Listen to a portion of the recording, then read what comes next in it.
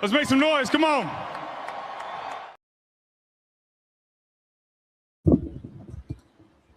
All righty, yes, Nick Foles. Let's make some noise indeed, folks. Welcome back. Hallelujah. I feel rejuvenated. I feel born again in the spa of Donny baseball. Welcome back to the final word, everybody, here on the It's a Wrap Sports Network with your boy, MattyB, on the call.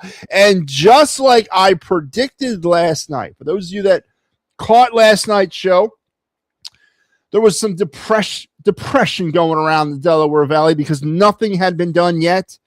But I reminded everybody, I said this. I said, remember what happened in 22.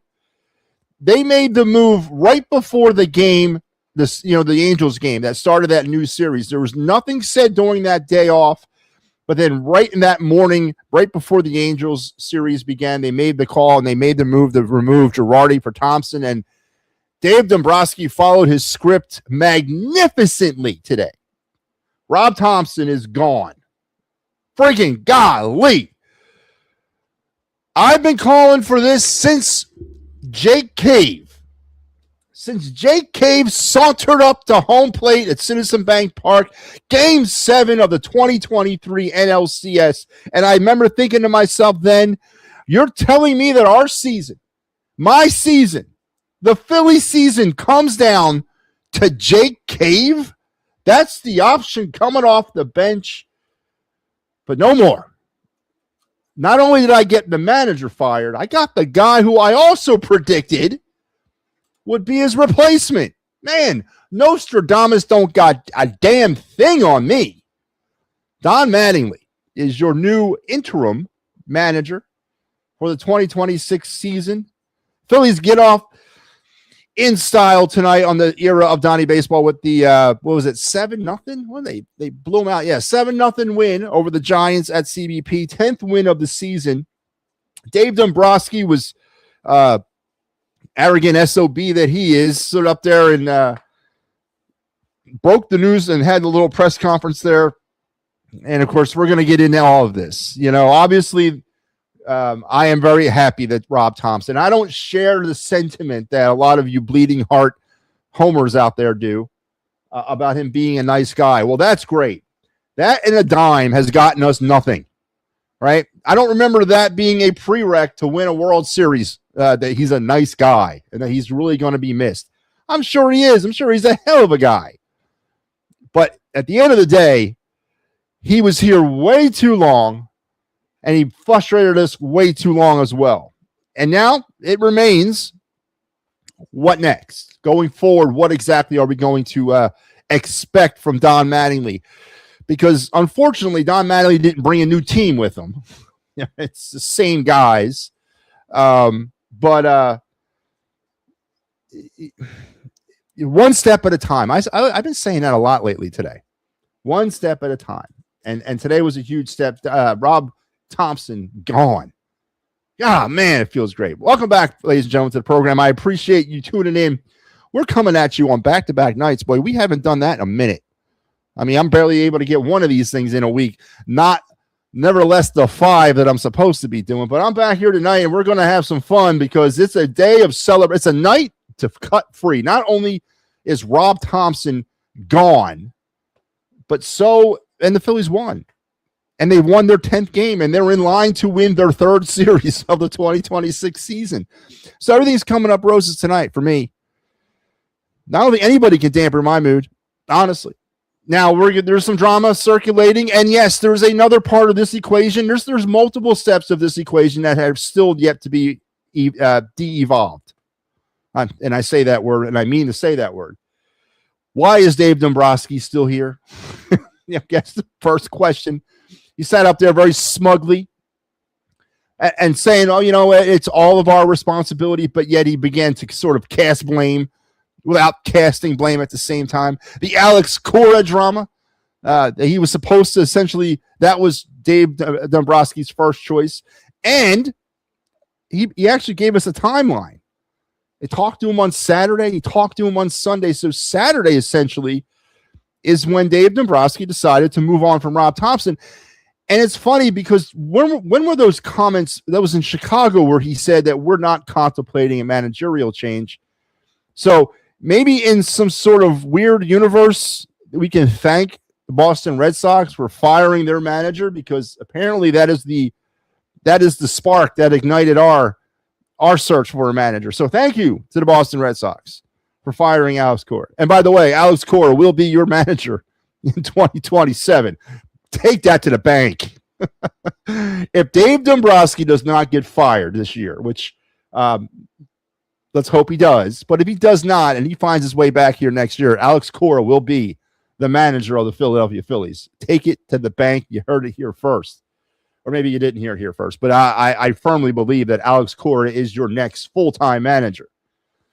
But that'll have to wait till later, because tonight's a night for celebration, for enjoying ourselves, for getting rid of perhaps the most boring, lifeless, personality like a toadstool manager we've ever had here.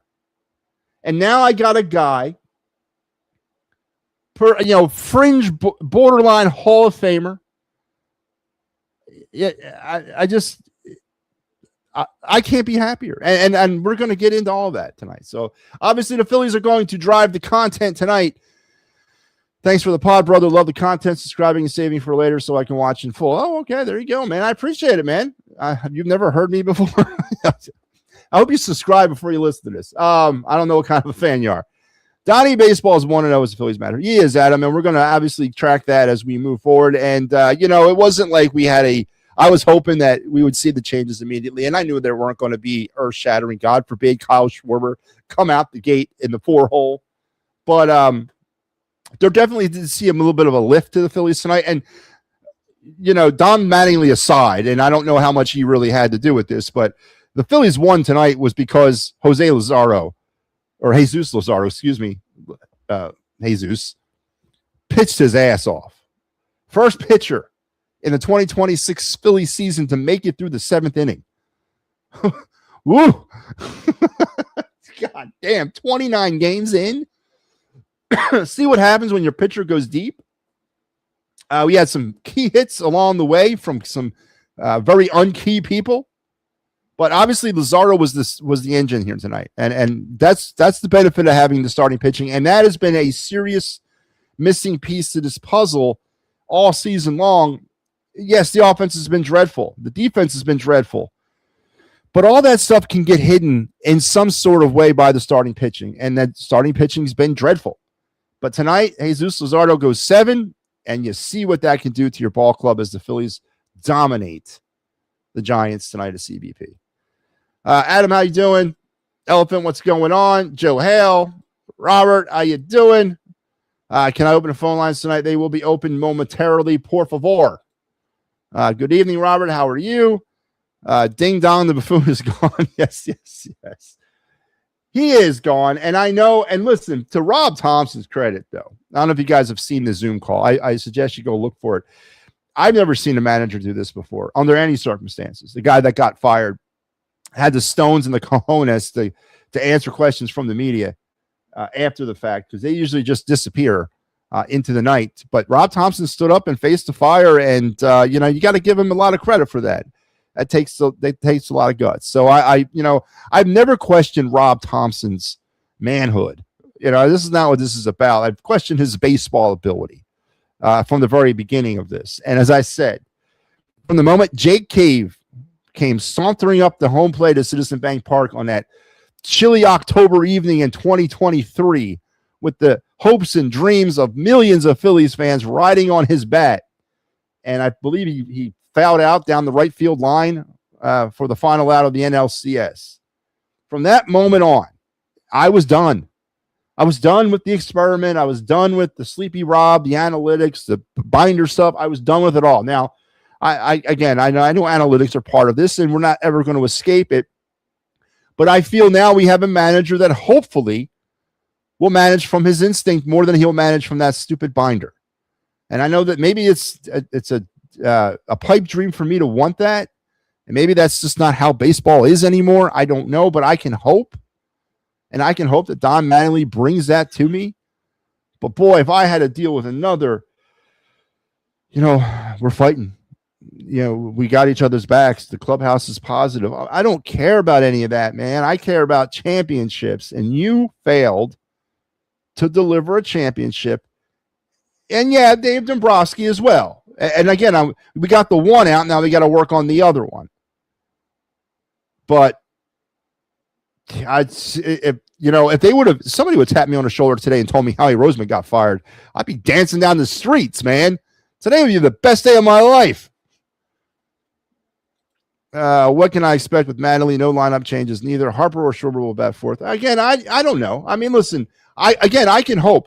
Tonight's the night for optimism, Kaepernick. It's not a night to lament anymore because we've torn off the cancer, right? We've ripped it out. Now it's time to look forward to what possibly could come. And you're right. Maybe that doesn't happen. And maybe Schwarber and Turner never get down to the 4-hole. By the way, Dave Dombrowski walked back his little, I don't know if you guys checked out the Dave Dombrowski press conference. It is a must watch. He walked back his 4-hole hitter statement from last week. And he also refused straight up to answer Tim Kelly's comment about what can you tell the Phillies fans about that you're still the guy to be in charge of this organization. Straight up, just deflected it. I'm not answering that. You answer that. But he also walked back the 4-hole statement. He said, of course we have 4-hole hitters. We just don't have anybody at this time that is worthy to bat in the 4-hole. That was such a weak-ass attempt to walk back an obvious, we all knew what you meant. We all knew what you meant, God damn it. But tonight's the night for positivity, Kaepernick. As much as I can be positive. I didn't notice that. I didn't think Dombrowski was going to do it. I said it here last night, Robert. You weren't. I don't know if you watched the show last night. And I was using history as my guide. I'm a history guy. I've dabbled in all forms of history. In 2022, when Joe Girardi was fired, he was fired. The announcement came the afternoon prior to the start of the Angels series in early June. And they were coming off the day off prior to the Giants series. And so when everybody thought it was just a matter of time when that hammer would fall, and yet nothing came out, I came on this show last night, talk to Kaepernick, man, he'll tell you. And I said, hold out hope, because if history is any indication, we're going to get the news is probably, the deed's been done probably already. It's just they're not going to announce anything till tomorrow. And lo and behold, God smiled upon me. He reached out his hand, picked me up and said, my son, you have been saved. Rob Thompson is gone. Time to rejoice, ye of little faith. Sing to the mountaintops, for I have delivered thine from the valley of death. And I was like, Lord, oh Lord, save me. Save me, Lord. Reach down and grab me and pick me up to new heights. But that's how I was feeling today. I read David Ross could be in line to be the Phillies manager. Kaepernick, put your mortgage payment on it. Put your grandkids' college fund on it. It's going to be Alex Cora if Dave Dombrowski does not get fired. If Dave Dombrowski gets fired, then all bets are off. I don't know what to tell you. But if Dave Dombrowski weathers this storm, Alex Cora will be your next manager. Take it to the bank. Topper's going to come back as a special assistant for coffee runs. Yeah, whatever. Just don't let him get anywhere near personnel or the field. I don't care what else he does. I don't care. I really don't care. Again, as I said, I don't have any personal feelings against Rob Thompson. I think I'm sure he's a hell of a guy. And again, he showed me a lot by standing around there and taking questions via Zoom.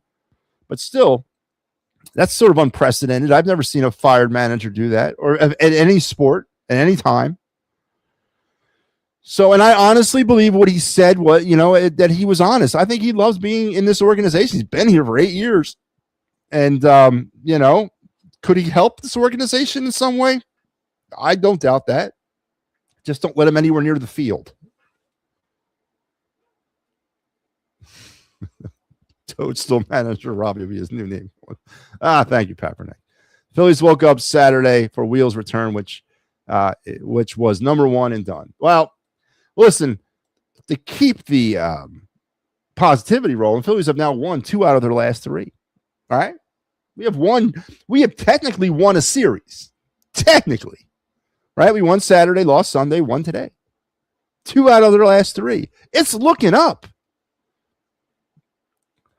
Dombrowski is the biggest problem, and his problems are harder to hide or work around. And, rightfully so, the questions were all about his decision to fire Rob Thompson. And when the one question that was directed right at him about, do you feel that the Phillies fans should think you're, still the man that you should be in charge, he ran away from it like a scared little girl. I'm not denying that. Dave Dombrowski is a problem too. Dave Dombrowski is probably a bigger problem than Rob Thompson. I am not saying, I know there's been a lot of that sentiment today. Oh, he didn't deserve it. He suffered he was sacrificed for us. He bore the cross on this. And that's the job of a manager. Yeah, he did. But did Rob Thompson, honestly, because I know for a fact I can recount at least 7 moments in my head in big time situations where Rob Thompson's managerial ability was non-existent. Right? He did deserve to get fired. Let's get that straight. He did deserve to be fired. He failed to deliver in 22, 23, 24, and 25. Yes. Was there roster construction problems? Is there roster construction problems? Yeah, 100%. I'm not telling you that it's not. And yes, I 100% believe that Dave Dombrowski should, follow his fate. I get it. But to sit here and get this, this weak ass, oh, Rob, we're sorry, Rob. We didn't mean to fire you. You did done good. He did not do done good. All right? He didn't. He failed on every big, large stage he could possibly fail on. And he did it year after year after year. Phillies fans, among all other sports fans, should understand the preciousness of the postseason. We don't go there often. 2 world championships in 140 plus years. So every time you get there, especially if you're a Phillies fan, you want to ring the bell. And you want to cash in fully. We had the ability in 22, 23, 24, 4 straight years of going to the postseason and not only coming up small, but smaller every year. Lost in the World Series, lost in the NLCS, lost in the DS, lost again in the DS. So, again, Phillies fans know this more than I. You know this as much as I do, Al. You should never take for granted as a Phillies fan an opportunity in the postseason. But we started making excuses for them. We started making excuses for this team. We started making excuses for Dave Dombrowski. And that's wrong. This was the right move to be made, but I hope to God it's not the last move. Now, the coaching changes, what was it? Dusty Woffman is now your new bench coach.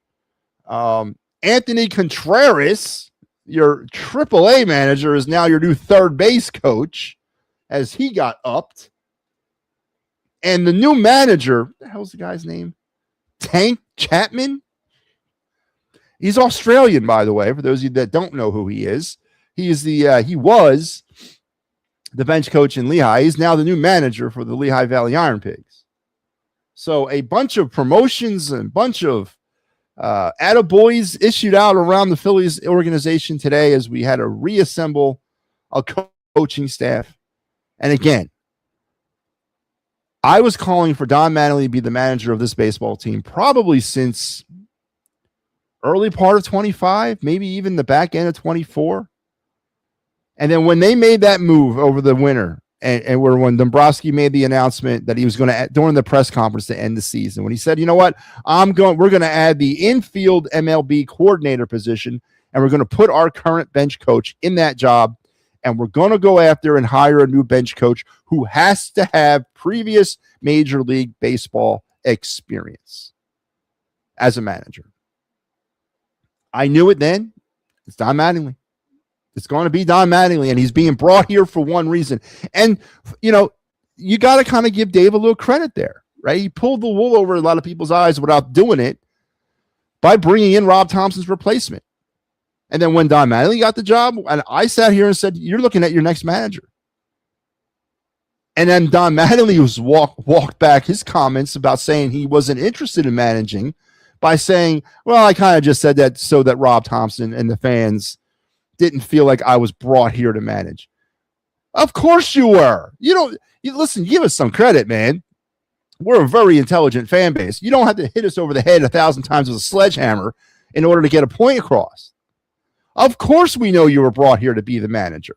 Your president of baseball operations pretty much said so when he announced the coaching shift. So he walked that back and said, you know what? No, I'm ready to manage, man. I feel great. I love it. Let's do it. And he said, I said those things then to not bring any harbinger of doom and gloom upon Rob Thompson for managing. I'll be dancing down the streets of Sirianni got fired. My day and year would be complete. Yeah, I go big and I go big, man. Give me Howie Roseman's head on a stick.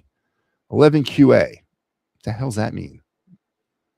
Mikey Papp is streaking in upstate New York. I missed your show last night. Catch it on the replay. And you'll hear me. I laid it all out.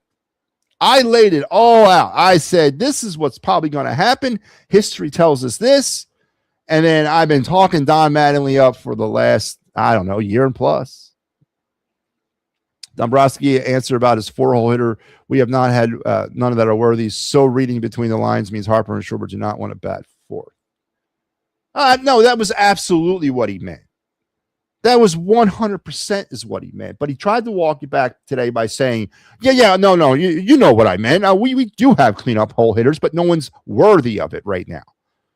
That was such that's a slap in the face to the fan base. That we don't know what we're talking about or that we can't listen. So when are they going to pull the plug on Dombrowski? That's a harder question to answer. A lot harder. And that is unfortunately going to take this year. If they don't make the playoffs, Dombrowski's gone.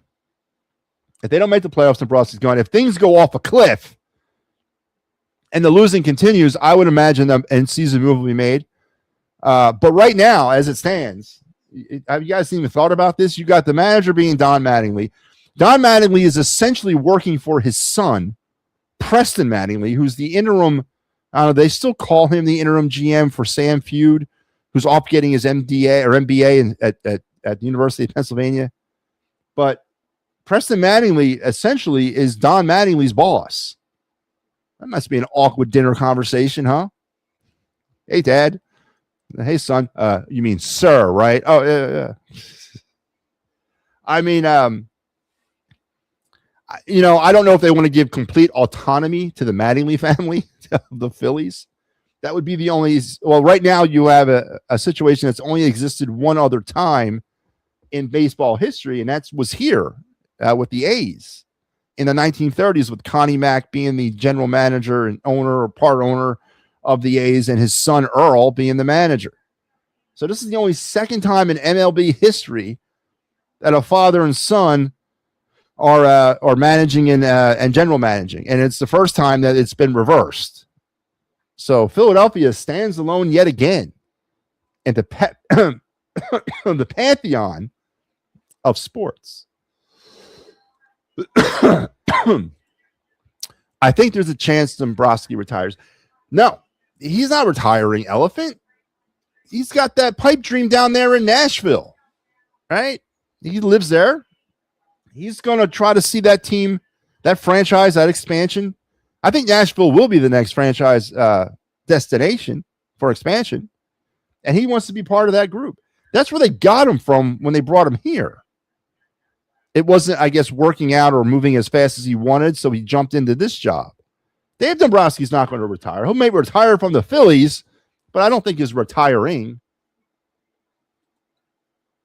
I am 2 for 2 in my last 2 games. Yeah, you are. I think you're up to 5-5 on the season. So congratulations, they're big, they're champ, but which is the best record out of everybody.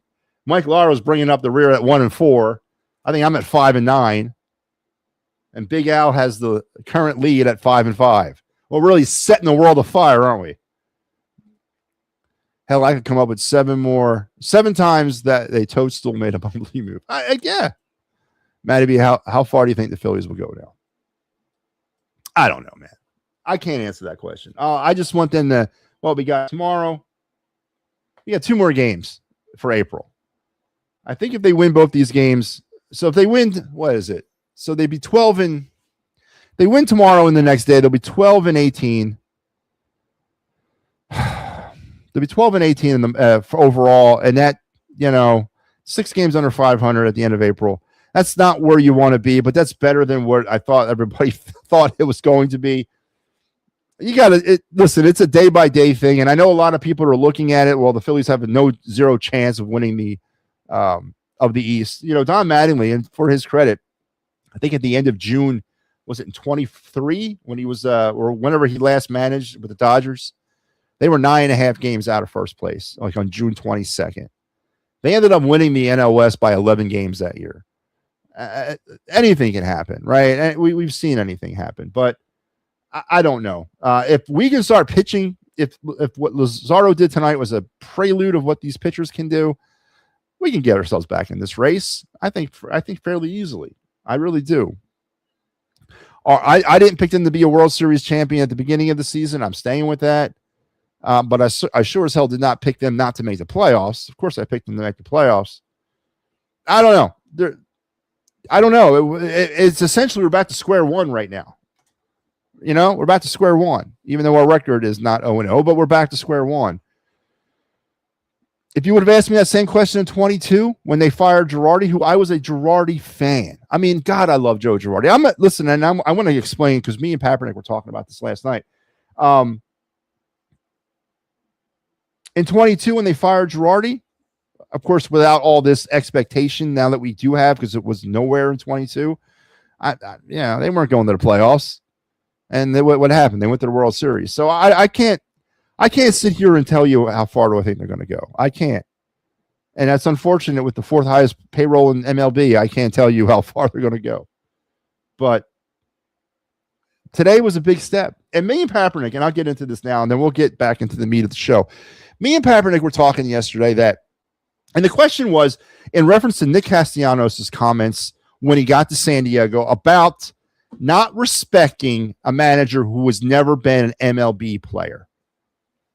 And I asked Papernick, do you think that has anything to do with the alleged, inability to hold these players accountable? Does either Rob have problems with that, or do the players have problems listening to Rob because he's never been an MLB player? Papernick said he didn't think that was the case. And I do. Listen, I know it's not a prereq for the job, and I know it's not a requirement for the job, but you definitely walk through the door with already a built-in respect if you played the game at that level. Especially if you played that game at that level the way Mattingly played it, a borderline Hall of Famer. I honestly do. I think that's a huge way of laying down some respect. Now, whether or not you can maintain that respect or build upon that respect, that's completely up to you once you get there. But I do think that the cash of having that experience as a player, and especially a player like Don Mattingly, goes a long way in trying to bring this thing back together. And I think that went a bigger way in preventing Rob Thompson from really fully succeeding here. Because I honestly don't think the players fully, I'm not going to say they didn't respect him. I don't think they fully respected him. And I don't know the reason, but I think it might have something to do with that.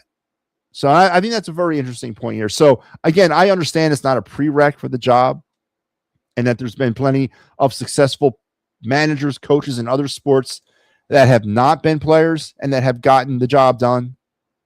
But I think in baseball, especially, baseball and hockey, I'd say, are the two sports that I think being a former player go a real long way in just creating that right off the bat respect. Now, what you do with that, totally up to you.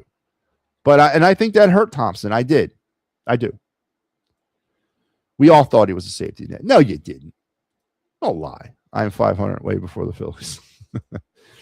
Good night, Matty B. I have to watch the rest of your show and replay the old man.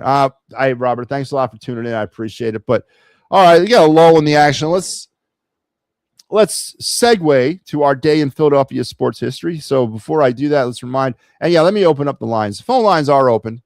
It should be popping into your little thing right now. So please chime on in. Got a lot to talk about tonight. But before we get our day in Philadelphia sports history, let's remind everybody out there that here is our schedule on the It's Sports Network. Tomorrow, busy night. We got the Pittsburgh Sports Desk, Phillies Giants, Titans final, Flyers Penguins. It is necessary. Game 6 with me on the call. So there will not be a twofer. I'm not doing a twofer Flyers Penguins final word. I am just going to do Clear the Ice. When I created the schedule, I honestly did not think there would be a game 6, but there is. So I safety netted it by putting down both shows in case. But tomorrow, just to be clear, there will not be a final word. There will only be a Clear the Ice because I got the call for game 6. Then I'll be back at you on Thursday afternoon for some Phillies Giants. Friday, the Philly Friday Frenzy with Big Al, as well as the Titans finals. The Phillies will hit the road to Miami. And then on Saturday, the best of Phillies Marlins postgame. And then, God forbid, or God help us, Flyers Penguins game 7 postgame. And then we do it all over again on Sunday. So there's our schedule. And then again, as I said, tomorrow night it's me on game 6, Flyers Penguins, Clear the Ice. Do or tie. Listen, I firmly believe if the Flyers lose this game tomorrow, the series is over. They'll lose in 7. I firmly believe that. They're not going to be able to go back to Pittsburgh and win. They got to win it tomorrow. And here's your Titans final for the rest of this week.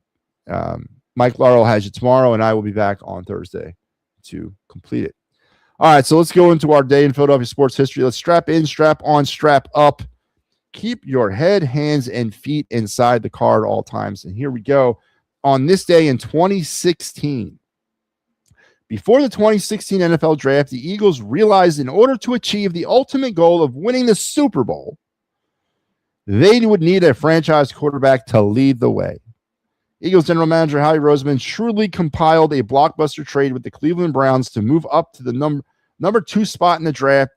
After the Los Angeles Rams selected quarterback Jared Goff, number 1 overall, the Eagles swooped in and selected Carson Wentz out of North Dakota State. Wentz, after a successful rookie season in which he started all 16 games, then led the Eagles to an 11-2 start in his sophomore campaign and was a league-leading MVP candidate before suffering a season-ending ACL injury, forcing him to miss the team's last 3 games and apparently his career to fall apart.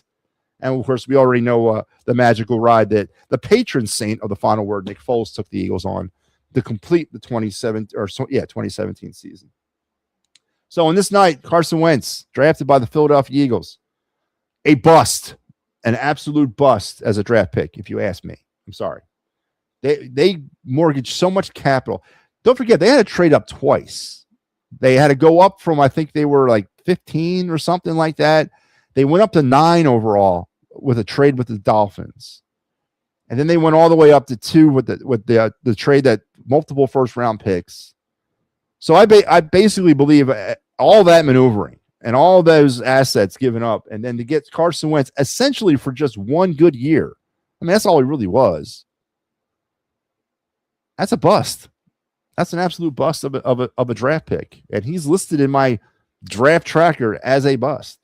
And, of course, his career is pretty much over with now anyway. So happy Carson Wentz Day. And then we ended up drafting a North Dakota State quarterback the other day, didn't we? What's his name? Carson Week? No, I forget his name. Cole something. All right, so there you go. There's your day in Philadelphia sports history, brought to you by the great folks here at the It's a Wrap Sports Network, creators of such program as the Philly Friday Frenzy with Big Al, who's pretty much rolling a 2-for now until the end of the baseball season, as he'll be doing Friday Phillies, Titans final stuff too. So make sure you're checking Al out every Friday night. At 9. All right, let's go to the phones.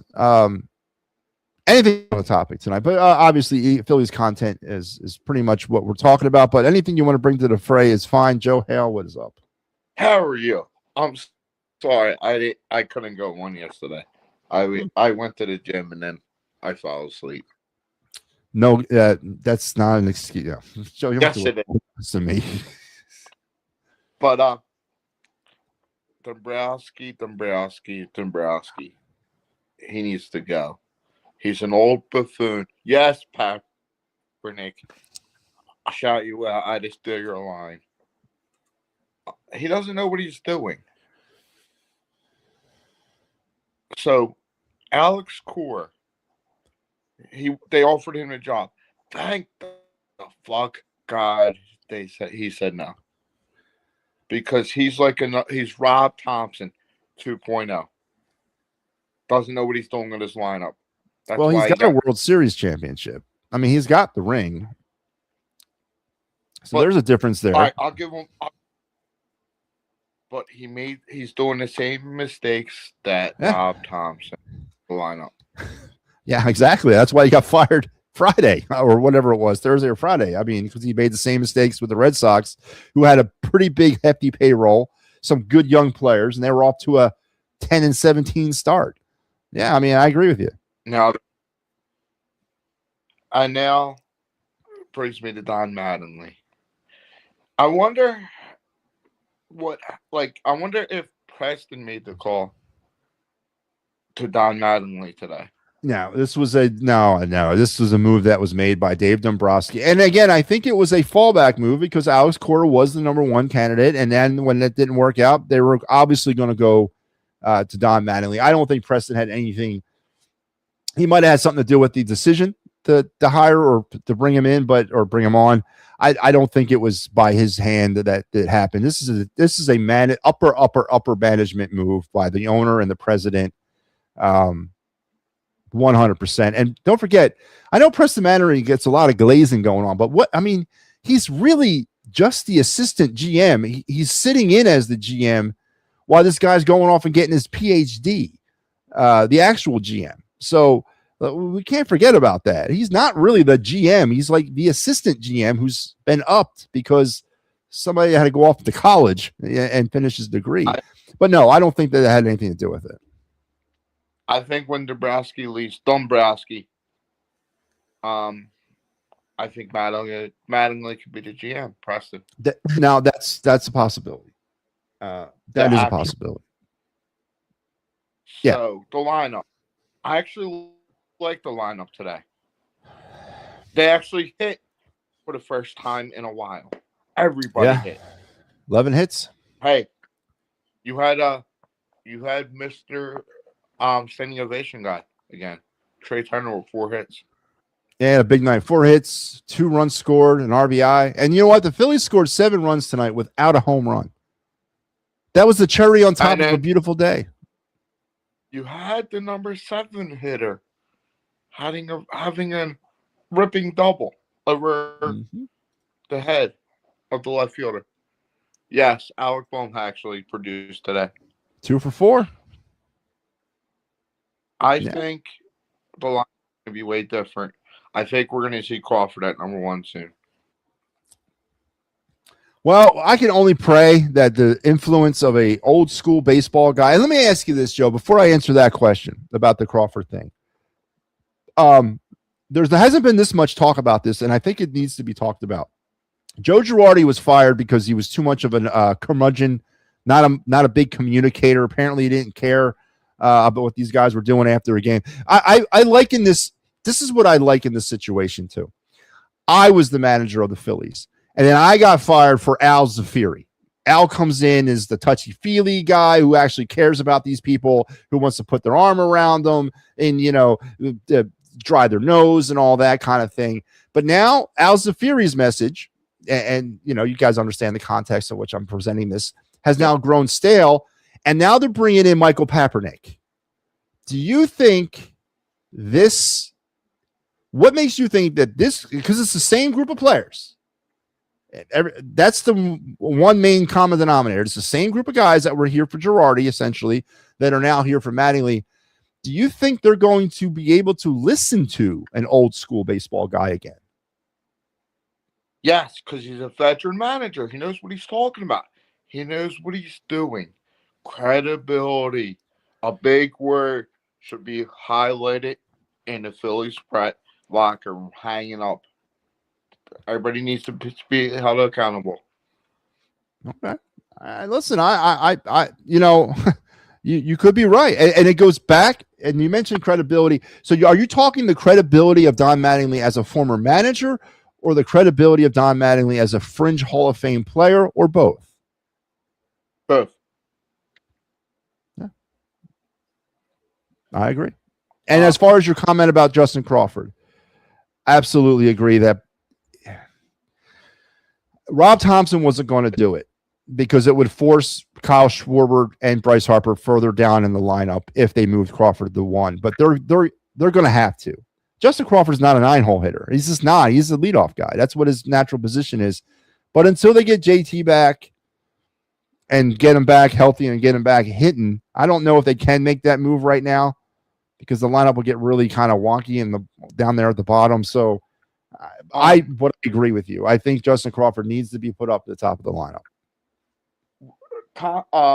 Mattingly's press conference today talked about JT. He said when he's healthy. He's not saying when he gets off the DL. He's when he's healthy, he'll be off the DL, and Party Boy can go back down. Party Boy, so now Party Boy can go back down. You know that, right? He doesn't have to get DFA'd because he was sent up here because of an injury, so he can go back down to the minors. No huss, no fuss, no muss. And Durant, can't get rid of him. Closer, so I think Durant could be activated Thursday. You think Thursday? Yeah, he was in uniform tonight. I saw an interview that he gave pregame. So who gets sent? Backus? Dylan Moore? Come on, man. The guy's got a 0.00 batting average. I mean, do I need to see Dylan Moore anymore? Good God. Unless he's the pitcher guy at the end when they're getting blown out and they bring the position guy in to pitch. Other than that, what the hell is Dylan Moore doing on this team? Dylan Moore, honestly, I'm saying Dylan Moore needs to get DFA'd. All right. Flyers topic real quick. It looks like the defensive man, Mr. Bonk's playing. Am I right? Well, I don't know if they're going to put him in, but who would you say? He's part of the taxi squad thing, but he might get in.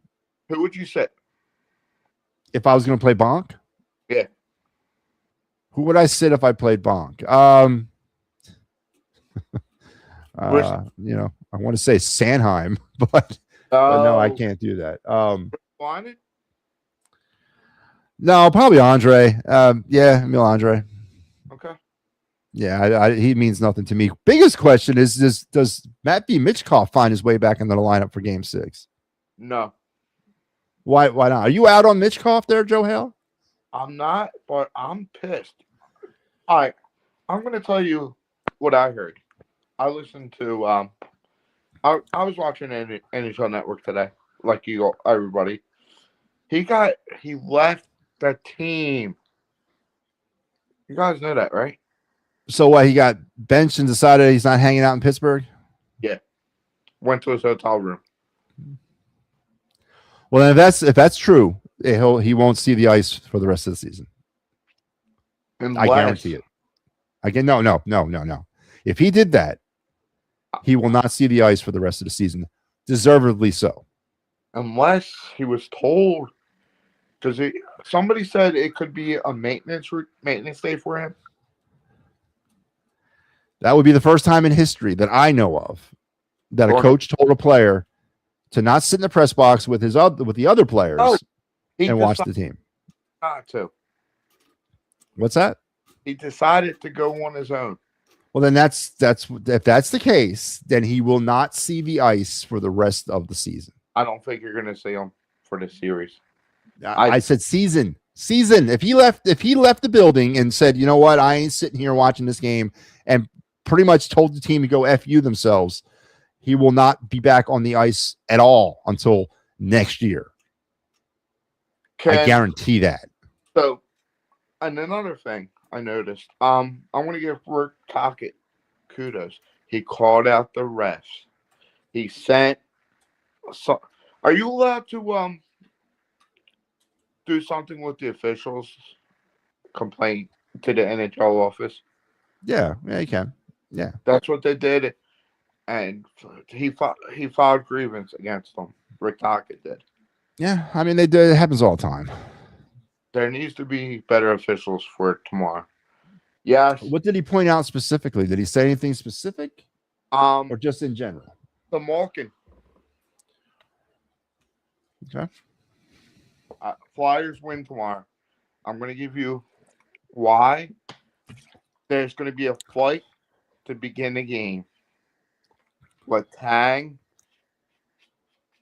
and I was going to say Martin, but Martin's not a fighter.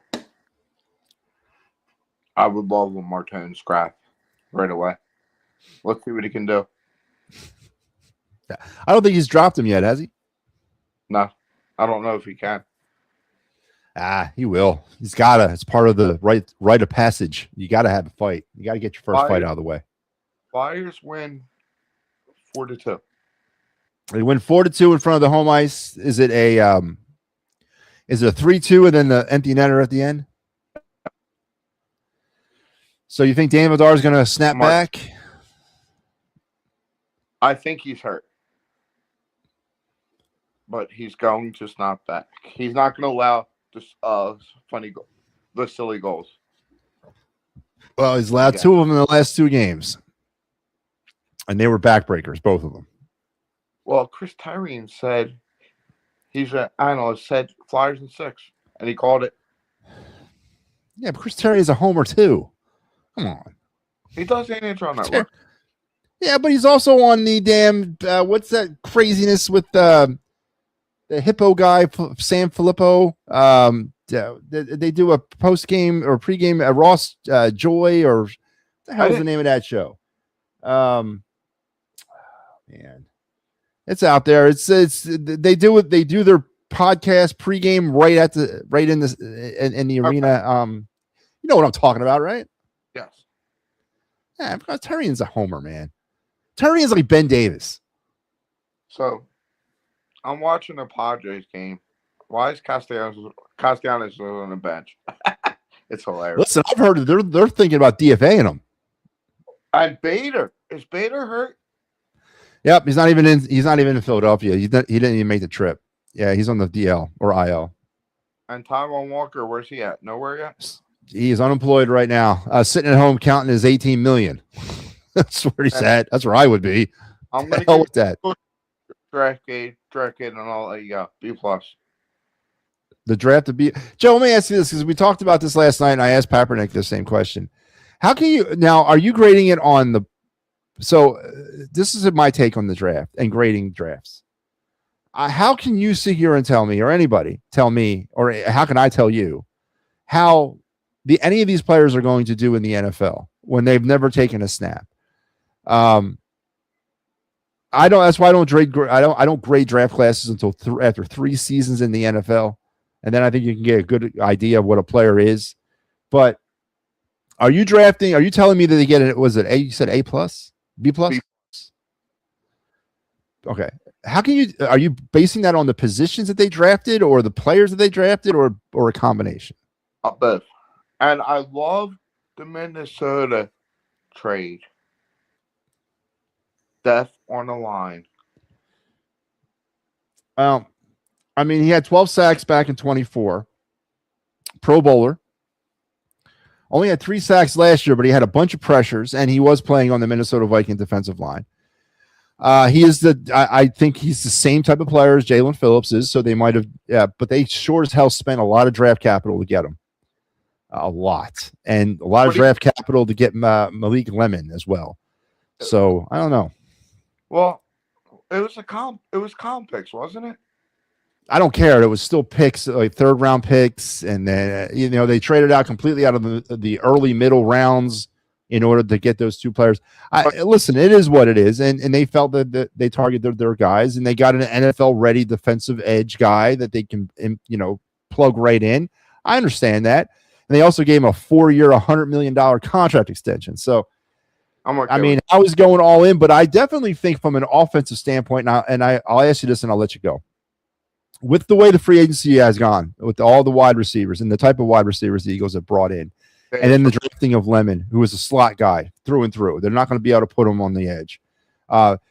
Two questions. One, are you ready to lose your A.J. Brown bet, which you're going to lose?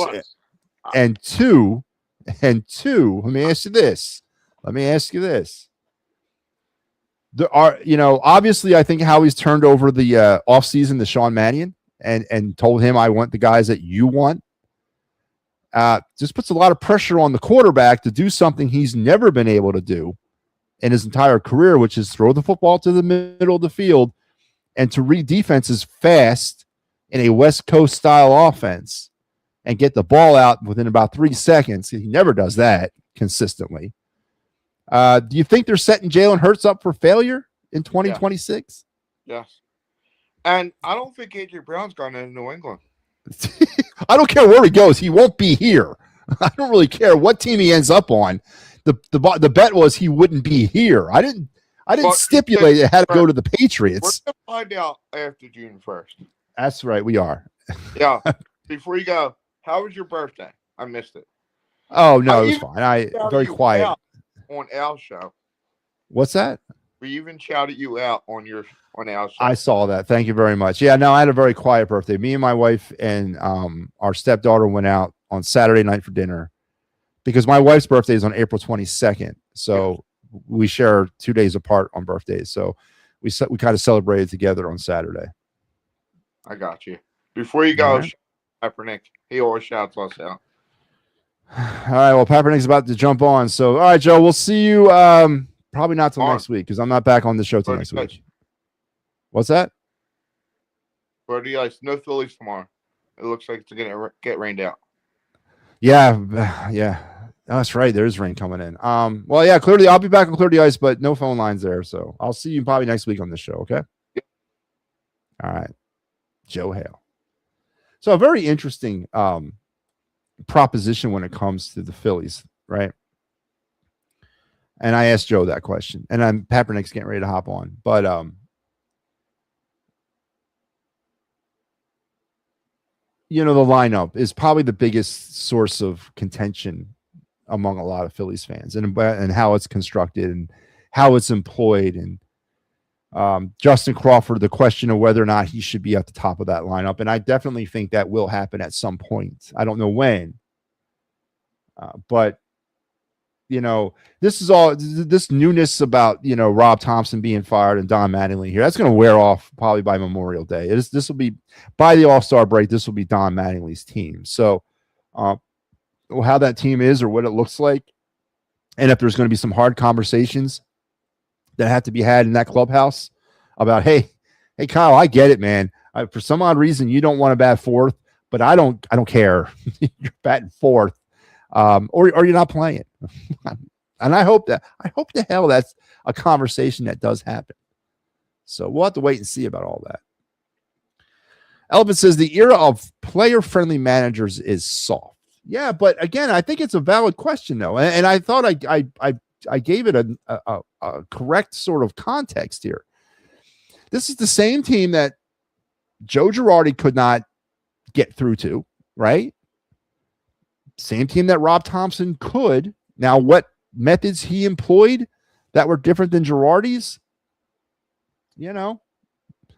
subject to questions, subject to debate, but they did respond to him for a while. But what kind of damage did Rob Thompson do as far as the relationship between player manager? And what is Don Mattingly, who I would imagine is more like Girardi than he is like Thompson, even though he said he was more like Thompson or a lot like Thompson. But I would suppose and probably be pretty correct by saying he's probably more like Girardi. How is that going to resonate inside that clubhouse? And are these players going to respond to that? And these are all questions we're definitely going to have to listen into or wait for the answers to. They may listen at least in the short run, but into they struggle again. And maybe that's what they will. Maybe they will listen to the short run. I don't know. We need Duran back so we don't have to worry about pitching messing up in the ninth. Listen, Jose, and I agree, but up to this point and up to today, hell, we didn't need him today, but let's be bluntly honest about Johan Duran in 2026. When the hell did you really need him? There weren't too many situations where the Phillies found themselves with a lead in the ninth inning. But I got what you're saying. Of course, we need a back-end guy, a closer guy. But up to this point, if he was going to get hurt, this was the time that he should have gotten hurt because, we didn't need him. But I agree. Yep, good for you, little G. All right, let's go back to the phones, and Mike Papernick's waiting on. So, Papernick, let me ask you this before I let you talk, man. Do you want to congratulate me and give me my flowers about predicting all of this correctly? Listen, I'm going to give you all your flowers and more, Matty. Listen, Mike Luro said it. I might have to streak up here in my podunk little city of Elmira. But maybe in some wrestling tights and like pink polka dots on me or something. There'll be no video unless some fool up here takes it. Yeah, you called it, Matty. I gotta give it to you.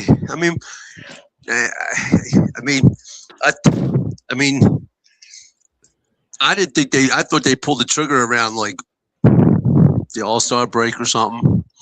But the dummy upstairs is grasping for straws right now. He's hoping that Matty works out. He's basically got 2 feet, a hand, and everything else out the door already, and in Nashville.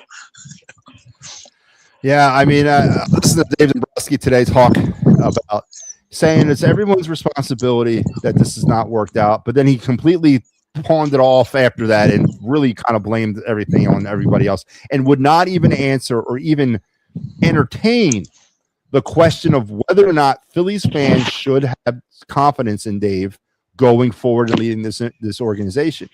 And I thought that was classless because Rob Thompson did not build this roster. Rob Thompson was not the reason that Kyle Schwarber's back and JT's back, and we failed on pretty much every All-Star break trade deadline move except for one throughout this reign. He's not the reason for that. That was Dave Dombrowski's decisions. But Dave didn't even want to acknowledge any of that and just basically say we needed a new voice inside that locker room. I agree. Today was a great day, but it's still some more work to be done, Papernick. One question. Has it ever happened in any sport that the same team fires 2 managers in the same season? Because if Mattingly gets fired, Dusty Watham will be the next. No, if that does happen, if Mattingly does not work out, I think Dombrowski will drive to Alex Cora's house personally and bring him here. Alex Cora, if Dombrowski does not get fired, he will be the next manager of the Phillies. No, take it to the Alex Cora is he's the smartest guy. I'm telling you, he's the smartest guy. He told them no. He's looking at the buffoonery that Dombrowski's doing. He's looking at the team where Schwarber, you got to kiss Schwarber's ass. You got to kiss Harper's ass. You got to kiss Turner's ass. You can't switch them around past number 3. He don't want nothing to do with this. I'm telling you. And if he does, he wants big changes done before they come. I don't know. And I'm telling you, right now, Don Mattingly, you want to set the precedent? He should have walked in tonight, said Crawford 1, Turner 2, Harper 3, Schwarber 4, and then the rest of that lineup, and take it or sit your ass on the bench. That's it. That's what he should have done. But no, like always, when you have a manager take over, that is, for an old manager, you're going to have some of his tendencies. That's why my thing was, you got to go outside the box. They should have made the call to Bruce Bochy and talk to him. See what he has to say. Call Dusty Baker. See what he has to say. And tell Don, look, we're not excluding you, but we have to leave everything open to see where we can go. Could you see Bruce Bochy walking through that door and looking at Schwarber going, "You ain't number 2 no more." Look at Harper going, "Yeah, you better become elite now." I mean, that's what they needed. Because Don, he has the connection to Thompson. He can say whatever. They have a connection. Well, their connection is only a 2-month-old connection. They've worked together for 2 months. They never worked together in New York. Matty was never on the staff there. So I mean, I'm sure they were around each other in New York. He's got a connection in terms of the Yankee way, I guess you can say that. But Don Mattingly is so far removed from the Yankees. I resonate Mattingly more with the Dodgers these days than I do with the Yankees. And these younger kids have no idea who Don Mattingly was as a player, so they don't have that connection. I hear what you're saying though. It does run deep. And Joe Torre was Mattingly's last, I think, manager that he had, and there is something to that. I'll take that there, but I think that these two individuals, Mattingly and Thompson, are less alike than they want to admit that they are, or whatever. Because I know Mattingly said he's a lot like Topper today, but I don't think that that's the case, and I think that he's still trying to be good with public relations. Because everybody, it's like they fired. Like I don't get this. I've never seen this kind of love for a manager who has ultimately failed at his job. He failed. He failed year after year after year, but we actually felt bad about firing him as a sports town today. And I don't understand none of that. I don't, because have you forgotten, and I know you haven't, but have they forgotten the pain of Zach Wheeler Game 6 2022 World Series? What are you doing? Why are you taking him out? The Craig Kimbrell back-to-back in the NLCS in 23 hadn't worked all season, but we're going to do it in the playoffs. And then the flipping of the bullpen in 2024 against the Mets. You had these guys pitching in certain situations. And now you're bringing Jeff Hoffman out in the 6th inning, and he was pitching in the 9th all season. We've forgotten all that. And then, of course, what happened against the Dodgers? This town has gone soft collectively. The man failed. I don't care if he's a super nice guy. He failed, and he had ample opportunity to not fail. And he failed. And he failed at this. He failed at two things. He benches Baum in the playoffs when he wasn't hitting for the last month before that. We're going to bench him in the biggest games we need, and we're going to put a utility guy at third base. There you go. So that one right there. Oh, and the precedent was set when Harper turned around, looked at him, and goes, "My bad," or whatever he said about not running out of ball. Well, that's when it all went down. Well, that's where really the rabbit hole was dug, and then it just went down after that. Because this guy, he just his moves. I know he didn't, like you said, he didn't put the lineup together. Get the players. He didn't do all that. That was Dombrowski. But just his moves, of what he does and non-moves he don't do, is just horrible. And look, now he can go back to Canada.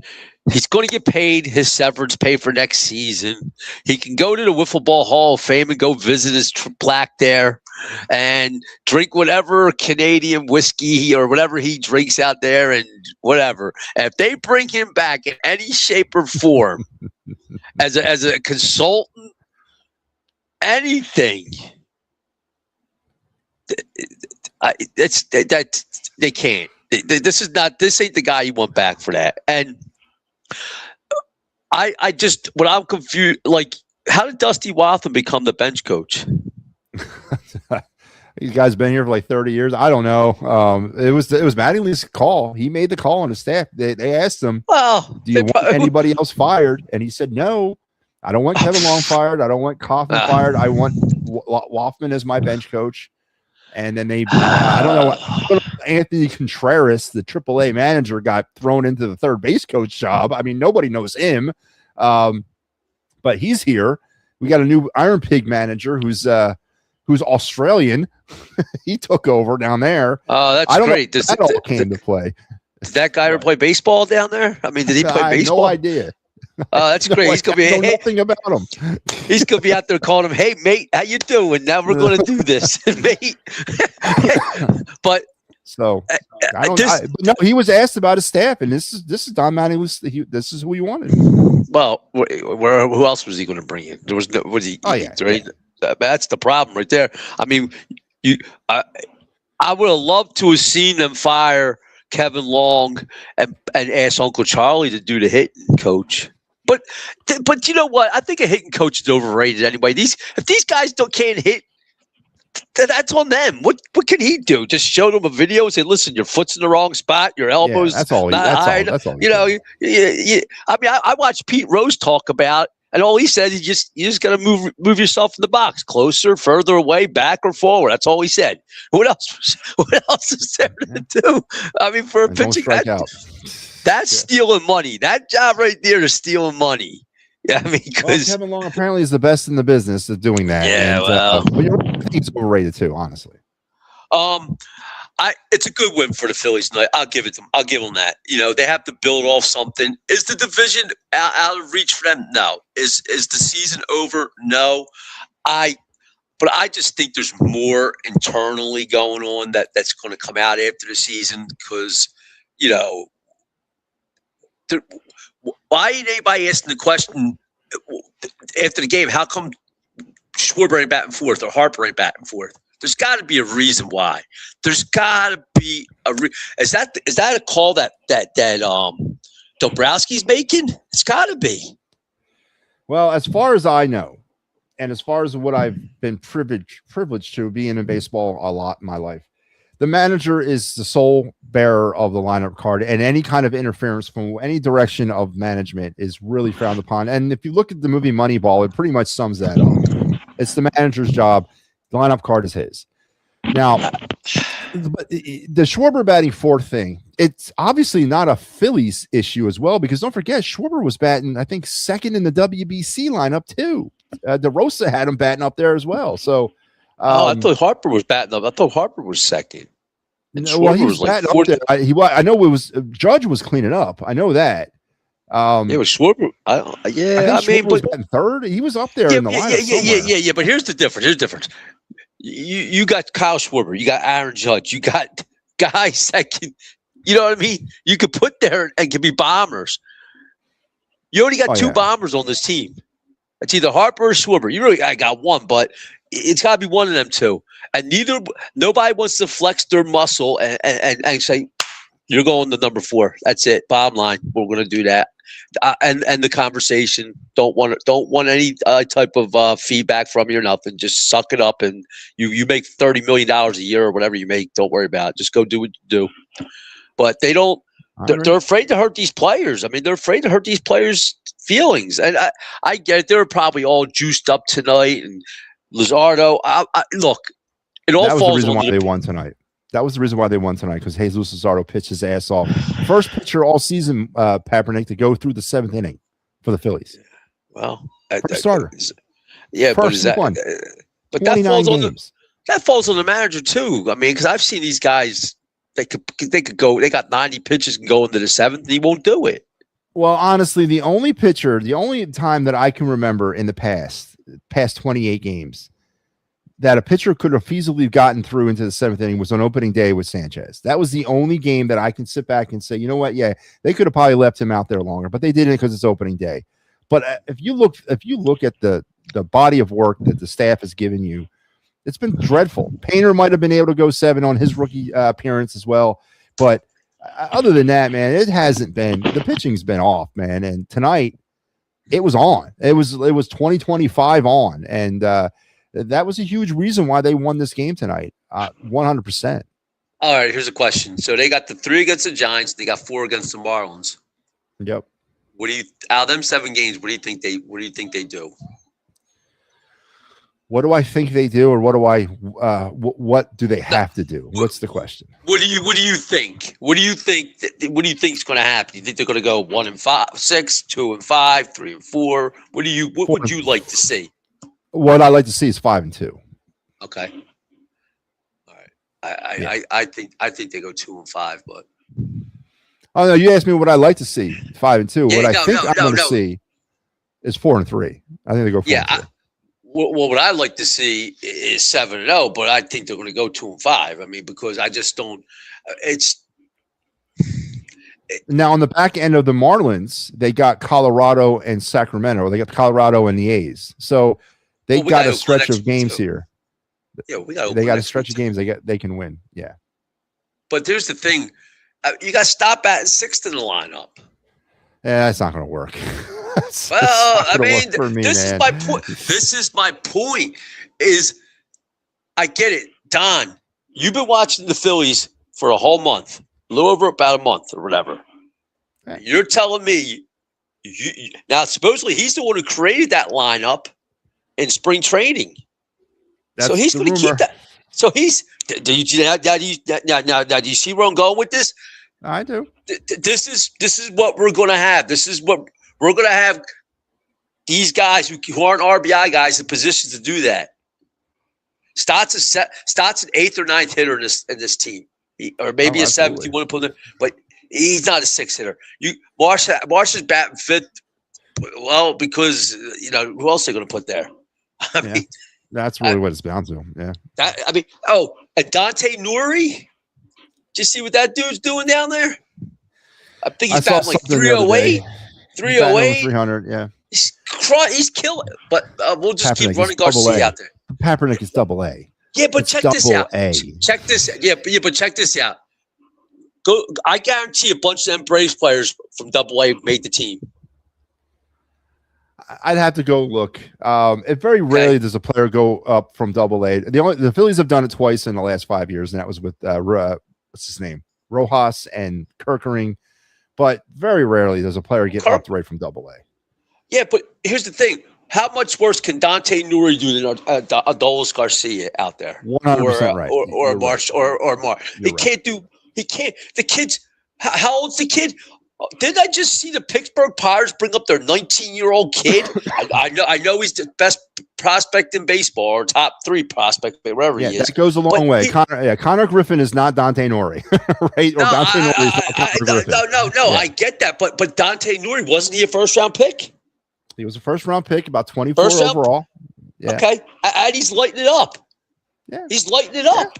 And they bring up Reyes. Right? Yeah. Nothing against Reyes, but I mean,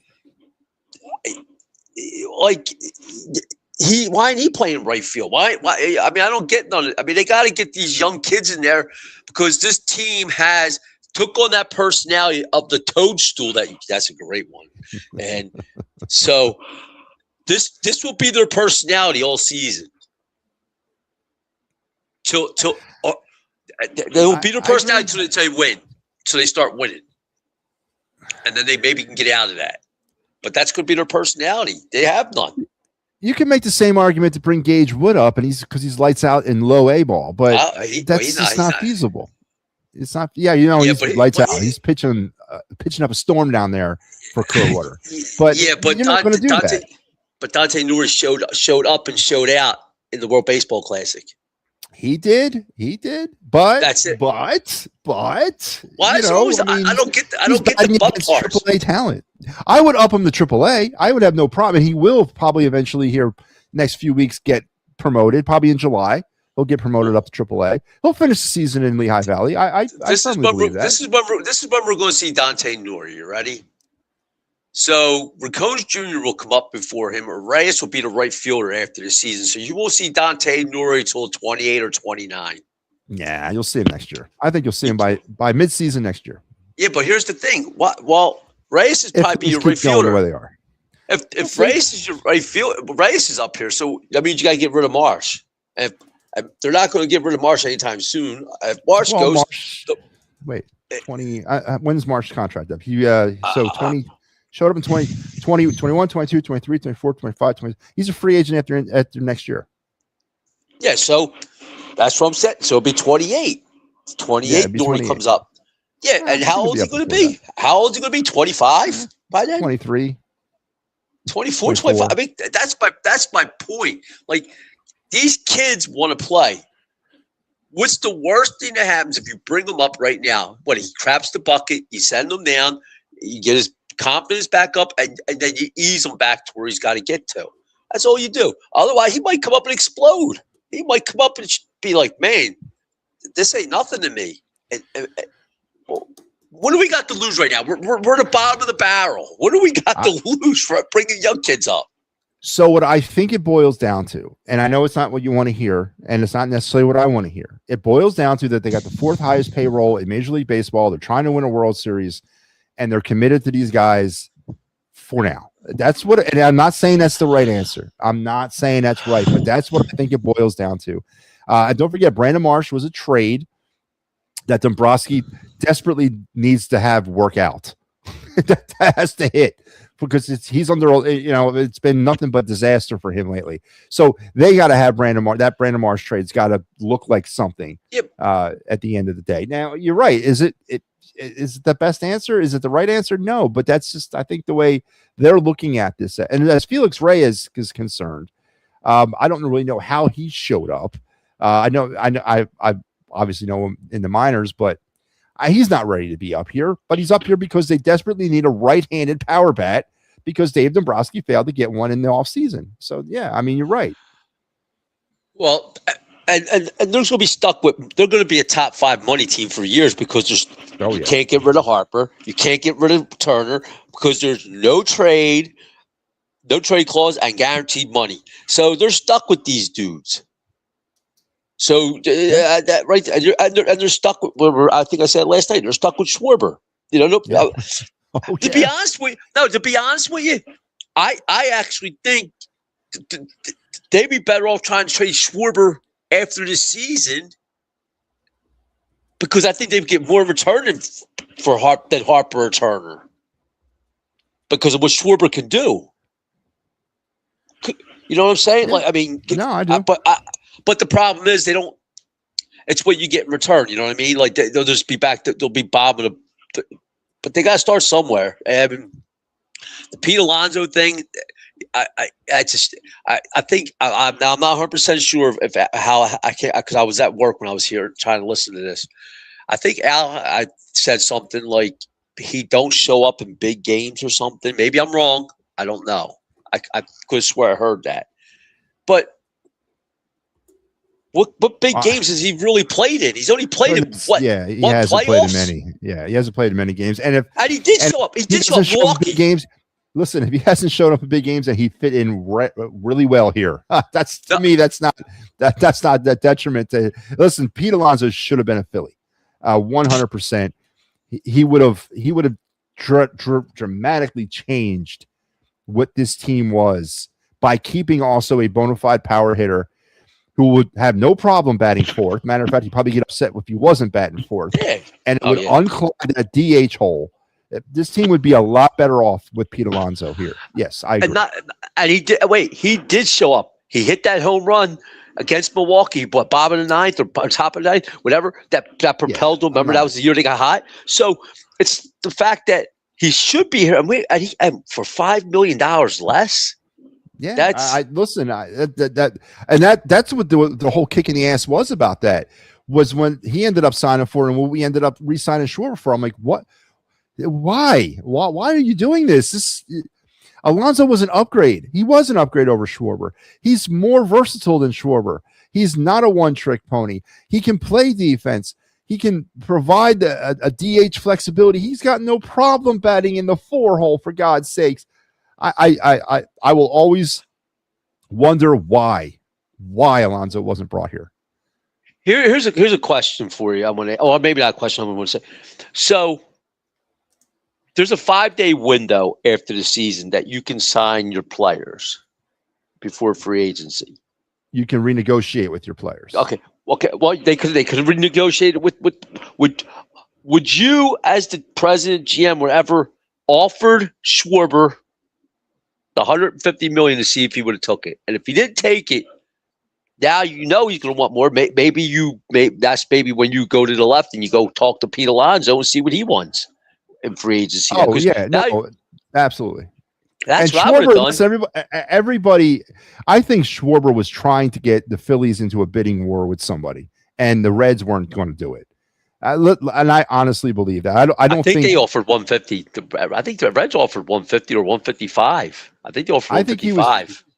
I think he was trying to drive up. I'm not saying he didn't want to come back, but he was testing the market. He wanted to see what he could get. And maybe if it was only 155, maybe that wasn't enough for him to say, well, I'm walking away from a potential World Series run, and I'm going to Cincinnati for more money, but is it going to be better? I don't think it was locked stock. Oh, I'm coming back to Philadelphia no matter what. There was some business involved there, and the Phillies just were a better option for him. I think he wanted Boston because I heard Boston. That was the rumor going around for a while that before the season that Boston was going to go after him, and I think he wanted to go to Boston or back to Chicago to the Cubs because I heard the Cubs might. I could say, see, like I said to you last night, we got 2 leaders on this team, but are they actual leaders? Schwarber and Harper? That's the problem right there. I think JT's more of a leader than they are.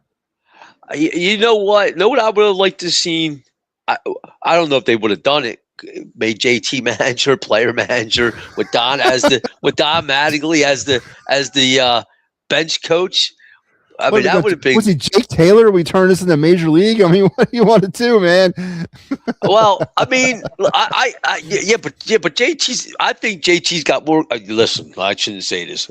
JT has more common sense in the tip of his pinky finger than Robbie has altogether. And for all the Robbie people out there, all they're hanging this on is he didn't.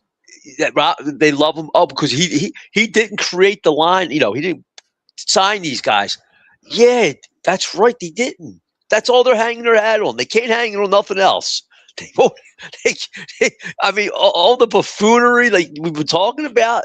This guy, JT should just be mad. I think they should have did what I said they should have done. Just let Robbie manage, have the Chip Kelly cards, have Don flip up a Elvis Presley card. Robbie knows what it is. He flips up a Bill Cosby card. He knows what it is. He flips. You know what I'm saying? That's all he should have done. I mean, that would have been. Wasn't Grimace one of those cards too? The big guy from McDonald's. Yeah, they should have done. Yep. Yeah, they should have done something like that. That would have. Look, I mean, Robbie could. I mean, I guess he could get confused and not figure it out. But I mean, Don would have been managing. He wouldn't have the pressure of being a manager. He would just been relaying all this stuff to Robbie. But it's a good day that Robbie's in the seat now.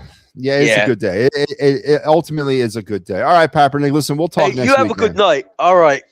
Later, Matty. All right, Michael Papernick. Yeah, it's a good day. And yes, there are people out there. I get it, man. I get it. He didn't he didn't sign the players. I understand that, but I mean, and listen, the mystique and the problem and the issue about Kyle batting fourth. I agree. What's the real story there? I really want to know that. I really want to know what the story is about that. I think Cora sees his paycheck in his couch and thinks there. Yeah, I think so too. And that's why he won't be back. But I'm taking it to the bank. He'll be your manager next year. I want to see Raconis Jr. come up, but dude is always hurt.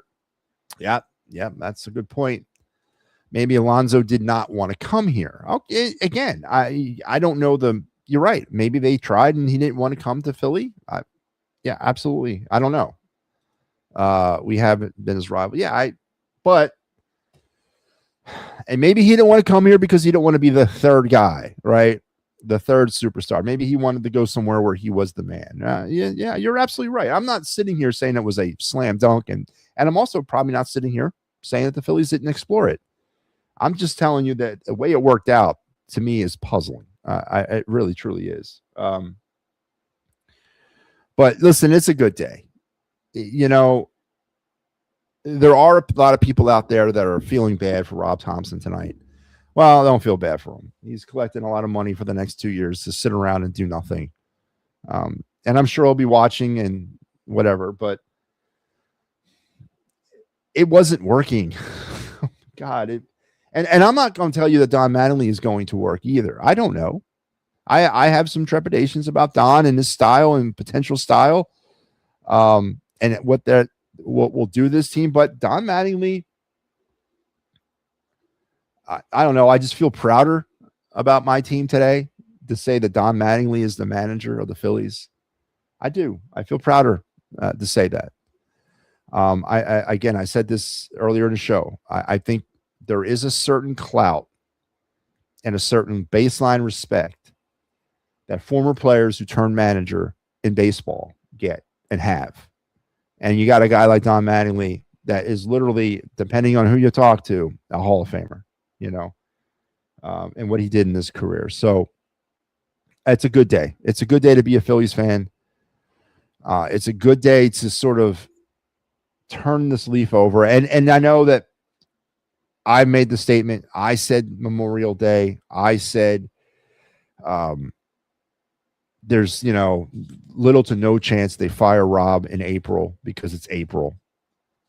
But looking back on it, man, it was beyond time, because I don't know how much more losing we could have taken here. I don't know. You wait to the Memorial Day, the season might have been over.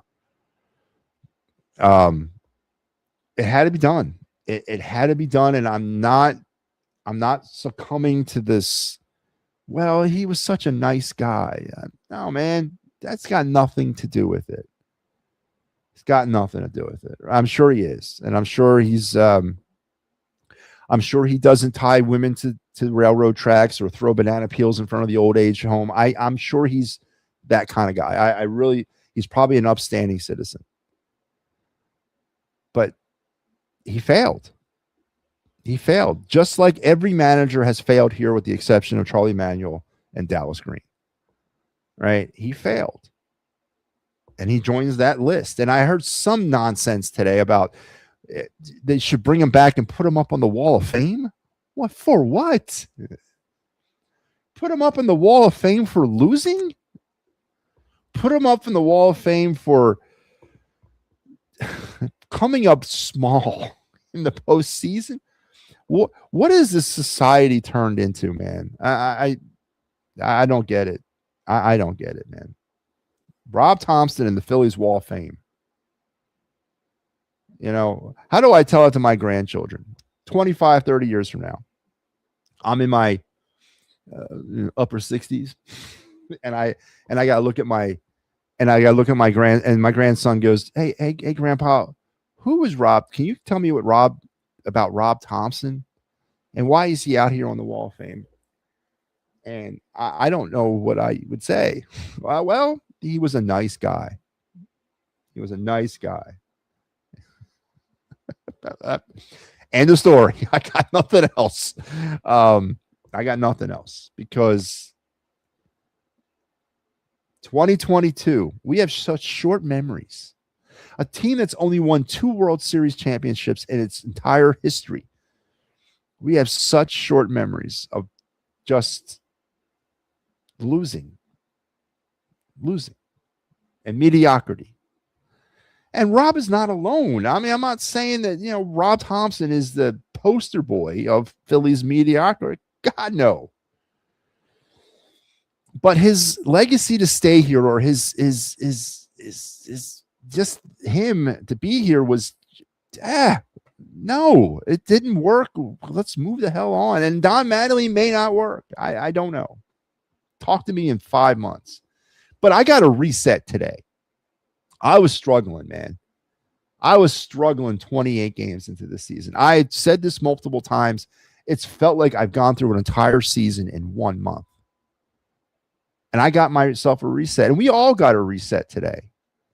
Whether or not it works, and whether or not Don Mattingly is the answer. But right now they're batting .454 with runners in scoring position under Don Mattingly. Right now, they're averaging 7 runs a game under Don Mattingly. Okay. So it was a reset today for me and for all of us. So just for one night, I'm going to be happy, because Rob Thompson got fired. If you want to make me happier, fire Dombrowski's ass tomorrow. But I'm not going to fly too high to the sun. I'm going to enjoy this moment. I'm not going to be needy and greedy about it. Just going to enjoy. Rob Thompson is no longer the manager of the Philadelphia Phillies. And I'm going to let that sink in. And hopefully we win tomorrow, and we win. Papernick asked me where over the next 7 games, 3 with the Giants, 4 with the Marlins. Where do I, how do I see it? 4-3 is really what I see. Prior to today, 0-7. I mean, let's be honest. That's what I saw. 0-7. So we're already looking up. I am going to. Yeah, it is. But it's a good feeling. Is this what normal people feel like? Is this what normal people like experience on a day-to-day basis? This feeling of euphoria. Rob Thompson is not the manager of the Phillies. Now, if you want to send me into complete ecstasy, can Howie Roseman's ass and Nick Sirianni, and there'll be no living with me. I'll be smile ear to ear. But I'll take today. I'll take today as a victory. I'll take it. The era of Don Mattingly, Donny baseball in Philadelphia has begun. Rob Thompson is gone. Phillies won. Jesus Luzardo pitched through the 7th inning. The first Phillies pitcher to do it all season. A lot of firsts tonight. And I'll take it. So, and as I said, I wish Rob Thompson all the best of luck in whatever he's going to do next. And if he comes back in some role with the team, maybe some public relations role, whatever, but just keep him away from the field, keep him away from the dugout, and I'll be okay. So, oh man. All right. We're going to hold off on the card of the night. We're going to hold off of the night segments till next week. It's just way too much to get into tonight. Rob Thompson has been relieved of his duties. Dominated the conversation. We mixed some Eagles in there. We also mixed some Flyers. Game 6 tomorrow night at the arena. Joe Hale's reporting some stuff, but I got to go back and verify it. If Matt V. Mitchkoff left the arena and did not want to sit and watch the game, then that's a cardinal sin. That's death in the National Hockey League. In the hockey world, that's a death roll. I would imagine if that happened, and I'll go back and verify, but I imagine if that did happen, we would have heard about that from a reputable source. Not that Joe's not reputable, but an actual source. But I'll go back and look into that. But if that's the case, that's unforgivable in hockey. It really is. And he should never see the ice for the rest of the season, if that's the case. But I'll go back and look into that. But tomorrow night, I will be here come 0-0-0, Flyers Penguins Game 6 from the arena in South Philadelphia. It is do or die time. Tomorrow is Game 7, folks. Because if they got to go back to Pittsburgh, they're not winning the series. They're not. And I hate to be the bearer of that bad news, but they're not going to win the series if they got to go back to Pittsburgh. They got to do it tomorrow. And if they got to muster everything they can tomorrow. You got to get out to an early lead. Dan Ladar's got to tighten his ass up. Tighten it up, man. It's really come down to goaltending right now in the series. And right now the Flyers are not getting that goaltending right now. So we'll see how this all works out tomorrow. But we'll also be back tomorrow night for the Fightins final. Mike Lauro will have you for Game 2 of Don Mattingly's career as the Phillies manager. And then on Thursday, I'll be back for Game 3 of Don Mattingly's career as the Phillies manager. I'll return to the Fightins final for the first time since Sunday. So we'll take a look at that. And I will also put together something to introduce you to the new Lehigh Valley Iron Pig manager. Tank Chapman is his nickname. His nickname is Tank. He's from Australia. Yeah. So we'll get into some of that, especially during the Down the Phillies farm. Maybe we'll do as a special welcome to the family segment to him. But we'll continue on that. And this is going to be it for me for the final word, because tomorrow night, as I said, it was going to be, if the Flyers were not going to be playing, I would have done a final word, but I do have post game. So I will be back for the post game tomorrow night. No final word tomorrow or Thursday. We'll see you again next week at some point.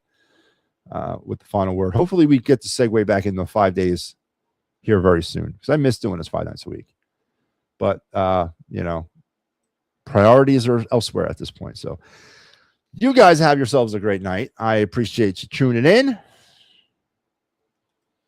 Thanks for sticking us to the Phillies games. Hey, you listen, you got 10. Mike's got 5. I have 14. All right. I didn't stick you guys with nothing. I've taken the brunt of the Phillies. The brunt. But we'll continue this on tomorrow night. You guys have a great rest of your Tuesday. Stay dry. Yeah, rain's moving in all over this area tomorrow.